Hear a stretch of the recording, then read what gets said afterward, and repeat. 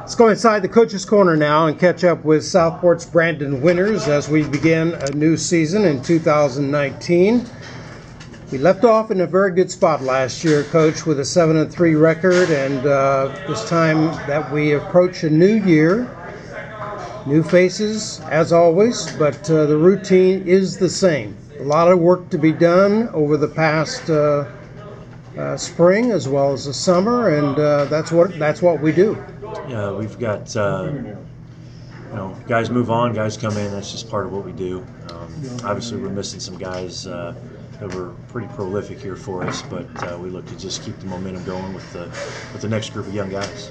I just wondered that from year to year, now this being your fourth year as a head coach, that some of the routines that you go through on a daily basis can change. You learn new methods for practice, new methods for training, probably get rid of a few things that maybe were not as successful as you would like them to be. But what are some of those things that change from year to year? Well, for us, we kind of pride ourselves in not being stubborn and saying that's how we've always done it. At the same time, we don't, change things just to change them. But every year we kind of look at, like you said, what worked, what didn't, try to predict as best we can what's going to work with the kids we've got coming back the next year, and just make some small changes. Our routine as far as practice in the summer and in season is similar from year to year, and every year we just tweak a little bit to fit that group of kids that we have coming in. Some coaches' workshops that go on for guys like yourself introduce some new things as far as training is concerned. So it's a learning process not only for the kids but for coaches as well. Yeah, that's one of those things that's fun about our job, and the workshops, the clinics, and all that. Those are fun, and you can get some stuff. Honestly, the thing that I get the most out of is I get together with other coaches and we just kind of talk about football. Sure. What works for them and what works for us, and things that we're going to try. And, sometimes it goes, hey, we're going to try this, and then, okay, we'll see you again next February, and let us know how it went. So that's definitely a big part of us just kind of sharing ideas. Let's talk about the schedule, as always. Very difficult. Wouldn't have it any other way, but opening the season against Roncalli. We've been doing this now for the last 11 and 12 years, and it's always a good test or a good barometer to see exactly where we're going. It is. The thing about playing Roncalli, and we say it every year, is that you're going to have to beat them.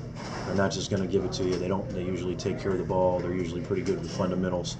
And so it's a good barometer for us to kind of where we're at as a team early on, because we know we're going to have to go out and play a very tight, very disciplined football game to have success against a team like that. They typically, Coach, have been primarily a running team. That has been their strong suit, but you've got a pretty good quarterback this year who's improved over the last season. Yeah, we didn't see him last year, but he, I think midway through the end of the year, got a lot of experience there. Played a lot of games for him, so he's a young guy. We've heard good things from different people about him, but at the end of the day, I still think this game is going to be one I lost at the line of scrimmage, because they just always seem to have big, strong guys. When it really gets down to it, they're going to run the ball. Coach Marsh has been around a long time as well, especially here in the Perry Township area. I'm sure you know him quite well in terms of his preparation for any team, right? Yeah, Scott's a great guy. He's the Perry Meridian, like I said, for so long. Coached against him as an assistant.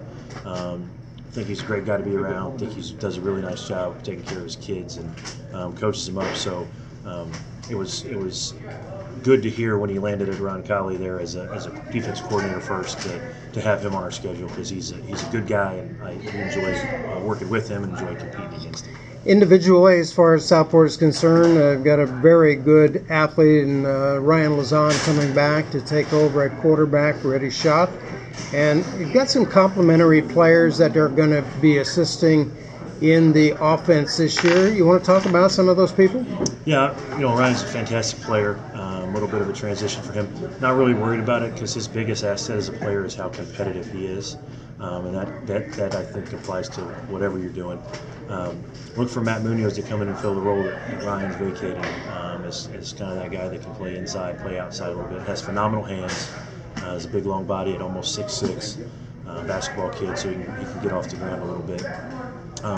It's going to be really good to get LaMarco Yates back. It is. Last year.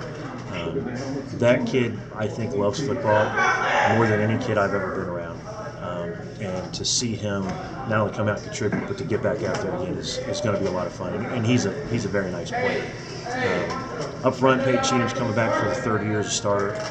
So we looked for him to be the leader of that group. Probably moving around different positions this year based on what the other team's going to do, because he's a pretty good player. So some different faces, but hopefully we'll get the production close to what we've been used to here over the last few years.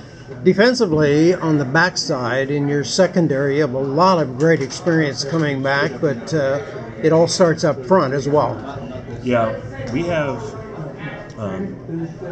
a young defensive line. There's not a senior in the group.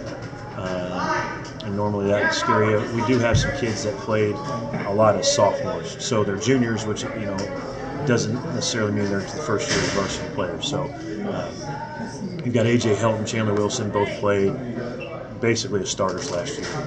Bring back some experience there, and the rest of the guys will kind of be the guy committee. We're going to run 7 or 8 guys at people and let them play and give them a chance to get a break and learn a little bit and get back in there.